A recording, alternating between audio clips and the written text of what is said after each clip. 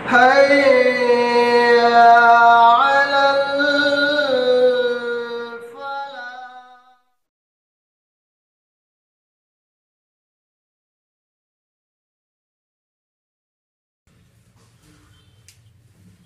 الحمد لله رب العالمين والصلاة والسلام على رسوله الأمين وعلى آله وأصحابه أجمعين أما بعد. وعن أبي هريرة رضي الله تعالى عنه قال رسول الله صلى الله عليه وسلم إن الله تعالى قال من عادى لي وليا فقد آذنته بالحرب وما تقرب إلي عبدي بشيء أحب إلي مما افترضت عليه وما يزال عبدي يتقرب إلي بالنوافل حتى أحبه فإذا أحببته كنت سمعه الذي يسمع به وبصره الذي يبصر به ويده التي يبطش بها ورجله التي يمشي بها وإن سألني لأعطينه ولئن استعاذني لأعيذنه اور كما قال علیہ الصلوۃ والسلام رواه البخاری و مسلم. آج جو حدیث میں نے آپ حضرات کے سامنے پیش کی، اس کو امام بخاری رحمہ اللہ نے اپنی حدیث کی مشہور کتاب صحیح بخاری کے اندر اس حدیث کو حضرت ابو ہریرہ رضی اللہ تعالی عنہ کے ذریعے سے روایت کیا. اس حدیث کو حدیث ولی کہتے ہیں. جس طریقے سے حدیث جبریل نام کی بڑی مشہور حدیث ہے، جس میں اللہ کے نبی کے پاس حضرت جبریل علیہ السلام انسان شکل میں آئے، ایمان کے بارے میں، اسلام کے بارے میں، قیامت کے بارے میں مختلف سوالات کیے.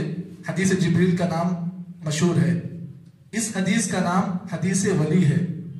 یعنی اس حدیث کے اندر اللہ کے نبی صلی اللہ علیہ وسلم نے اللہ تعالیٰ کے سچے ولی کون ہیں ان کی آپ نے نشاندہی کی، اور اس حدیث کے اندر اللہ تعالیٰ کے ولی کا مقام کیا ہوتا ہے اس کو بیان کیا. اس حدیث کے اندر اللہ کے نبی صلی اللہ علیہ وسلم نے ولی بننے کے لیے کیا کیا چیزیں ہونی پڑتی ہے، یہ 3 چیزوں کی اللہ کے نبی نے اس ایک حدیث میں وضاحت کی. اگر ہمارا طبقہ جو امت مسلمہ کا اس ایک حدیث کو سمجھتا، تمام قسم کی گمراہی ختم ہو جاتی. اکثر لوگوں نے اس حدیث کو غلط سمجھا ہے. اگر صحیح سمجھ لیں تو یہ جو ولی کے جو دھندے بنے ہوئے ہیں یہ سب ختم ہو جائیں گے. آئیے اس حدیث کا ترجمہ کرنے سے پہلے میں کچھ تمہیدی باتیں آپ کے سامنے پیش کر دوں تاکہ یہ حدیث کے بارے میں مکمل طور پر آپ لوگ جان لیں. سب سے پہلے اس حدیث کو پیش کرنے سے پہلے شیخ الاسلام علامہ امام ابن تیمیہ رحمہ اللہ جو عالم اسلام کی بڑی نامور شخصیت ہے اور بڑے عالم دین ہیں، اللہ تعالیٰ ان کی قبر کو نور سے منور فرمائے. شیخ الاسلام ابن تیمیہ علیہ رحمہ کے بارے میں آتا ہے کہ وہ ولی کی تعریف کرتے ہوئے یہ بیان کرتے ہیں ان یکون مؤمنا تقیا فہو الولی للہ.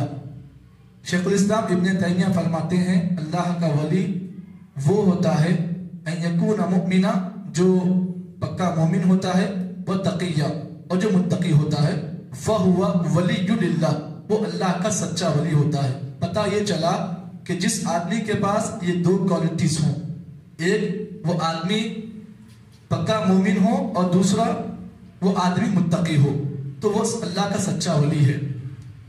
آگے شیخ الاسلام ابن تیمیہ یہ بھی لکھتے ہیں کہ اللہ کا ولی وہ ہوتا ہے جس کا ظاہر اور اس کا باطن دونوں پاک ہوں.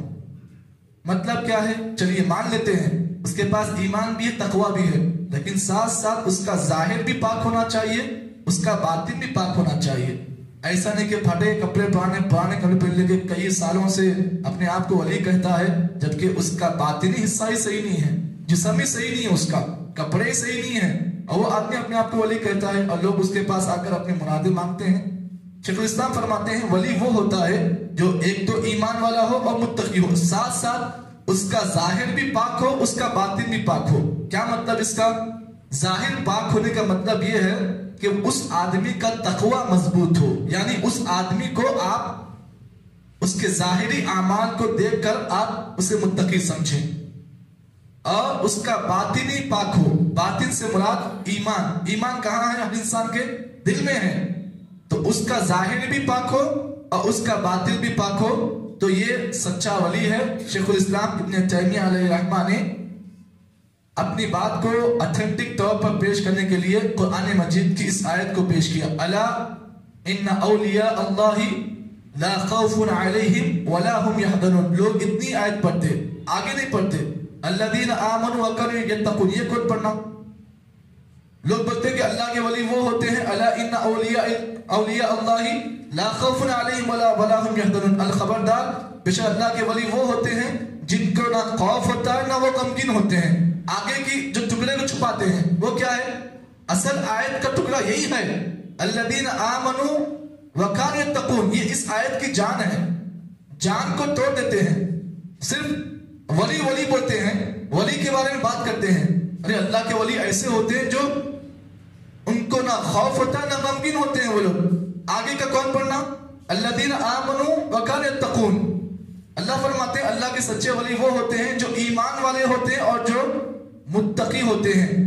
تو یہ آیت کریمہ شیخ الاسلام ابن تیمیہ دلیل کے طور پر پیش کرتے فرمایا کہ جس آدمی کے پاس یہ دو کوالٹیز ہیں وہ اللہ کا سچا ولی ہے۔ اب آئیے اس حدیث کو ہم سمجھیں گے۔ راوی کون ہے؟ حضرت ابو ہریرہ رضی اللہ تعالیٰ عنہ ہے۔ فرماتے ہیں اللہ کے رسول نے فرمایا، اللہ تعالیٰ فرماتے ہیں، یہ حدیث قدسی ہے، یعنی اس میں کلام اللہ کا ہے، بات اللہ کی ہے، اور اس حدیث کو اللہ تعالیٰ نے نبی سے روایت کیا، اسی لیے اس حدیث کو حدیث قدسی کہتے ہیں۔ فرماتے ہیں اللہ نے فرمایا، من عاد لی ولیا، جو کوئی آدمی میرے کسی ولی سے دشمنی کرتا ہے، فقد آذنتہ بالحرب، تو میں اس کے ساتھ جنگ کا اعلان کرتا ہوں۔ وما تقرب الی عبدی بشیء، اور بندہ مجھ سے قریب اسی وقت ہوتا ہے، احب الی مما افترضت علیہ، بندہ مجھ سے قریب اس وقت ہوتا ہے کہ جو چیزیں میں نے اس پر فرض کی ہیں، بندہ اس کو محبت کرتا ہے اس سے اور ان اعمال کو کرتا ہے۔ تو اللہ فرماتے ہیں جب کوئی بندہ میرے فرائض کو اختیار کرتا ہے تو وہ بندہ مجھ سے قریب ہو جاتا ہے۔ وَمَا يَدَالُ عَبْدِي يَتَقَرَّبُ إِلَيَّ بِالنَّوَافِلِ حَتَّى أُحِبَّهُ، نبی نے اللہ تعالیٰ فرماتے ہیں برابر بندہ مجھ سے قریب ہوتا ہے، کیسے؟ بالنوافل، نفل عبادات کے ذریعے سے، حتی احبہ، جب کوئی بندہ فرائض کے ساتھ ساتھ نوافل کا بھی اہتمام کرتا ہے، اللہ فرماتے ہیں حتی احبہ، تو میں اس بندے سے محبت کرتا ہوں۔ فَإِذَا أَحْبَبْتُهُ، جب میں اپنے بندے سے محبت کرتا ہوں تو اب کیا ہوتا ہے؟ كُنْتُ سَمْعَهُ الَّذِي يَسْمَعُ بِهِ، میں اس بندے کا کان بن جاتا ہوں جس سے وہ سنتا ہے۔ وَبَصَرَهُ الَّذِي يُبْصَرُ بِهِ، میں اس کی آنکھ بن جاتا ہوں جس سے وہ دیکھتا ہے۔ وَيَدَهُ الَّتِي يَبْطِشُ بِهَا، میں اس کا ہاتھ بن جاتا ہوں جس سے وہ کوئی چیز پکڑتا ہے۔ وَرِجْلَهُ الَّتِي يَمْشِي بِهَا، میں اس کا پیر بن جاتا ہوں جس سے وہ چلتا ہے۔ وَإِن سَأَلَنِي لَأُعْطِيَنَّهُ، اگر وہ بندہ مجھ سے کچھ مانگتا ہے تو میں اس کی مانگ کو پورا کرتا ہوں۔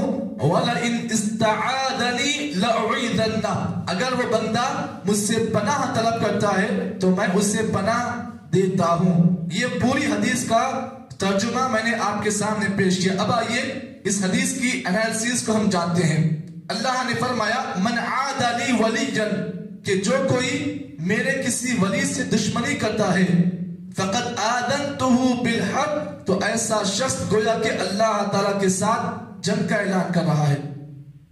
پہلا مسئلہ، پہلا پوائنٹ اس حدیث سے یہ معلوم ہوا کہ اللہ تعالیٰ کے سچے ولی کے ساتھ دشمنی کرنا اللہ تعالیٰ کے ساتھ جنگ کرنے کے برابر ہے، یعنی ایسا شخص اس حرکت کے ذریعے سے اللہ تعالیٰ کے ساتھ جنگ کا اعلان کرتا ہے۔ یہ پہلا نقطہ اس حدیث سے معلوم ہوا۔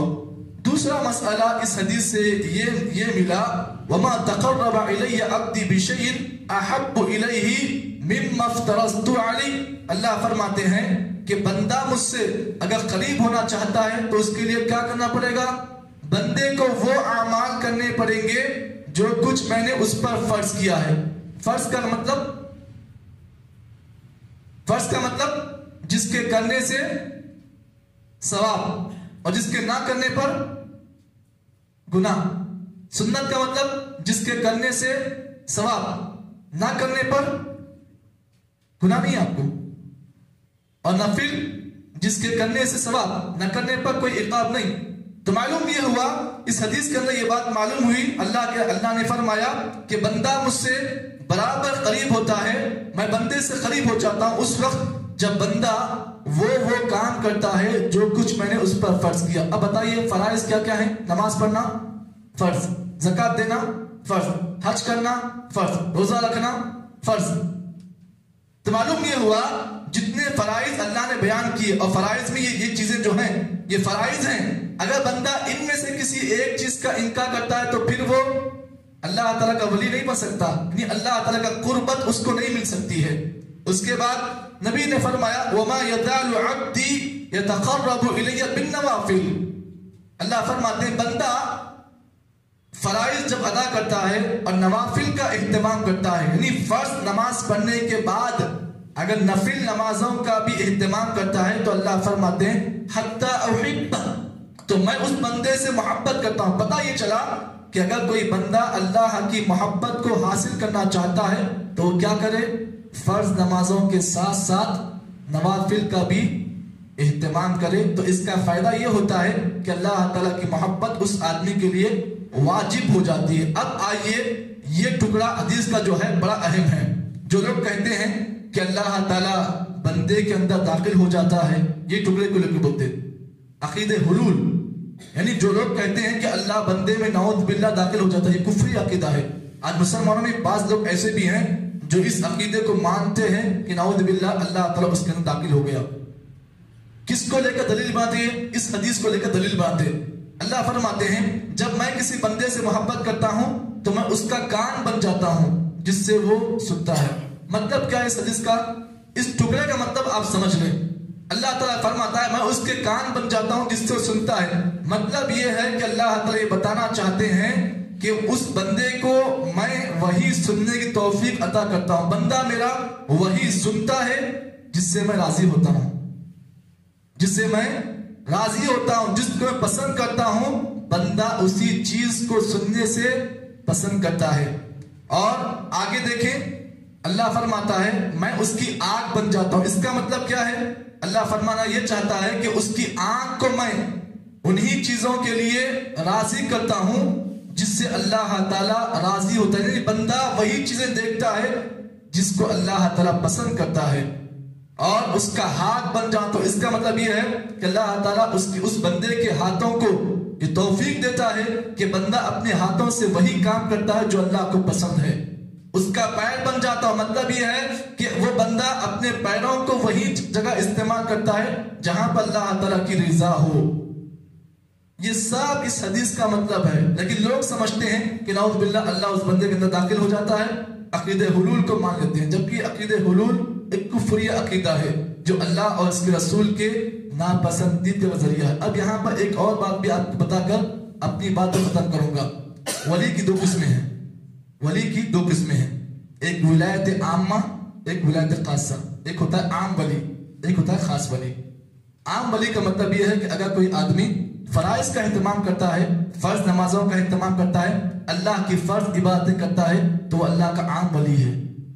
اور جب کوئی بندہ فرائض کے ساتھ ساتھ نوافل کا بھی اہتمام کرتا ہے وہ اللہ کا خاص ولی بن جاتا ہے. یہ دو چیزیں بھی آپ جان لیں، ایک ہے عام ولی اور ایک خاص ولی.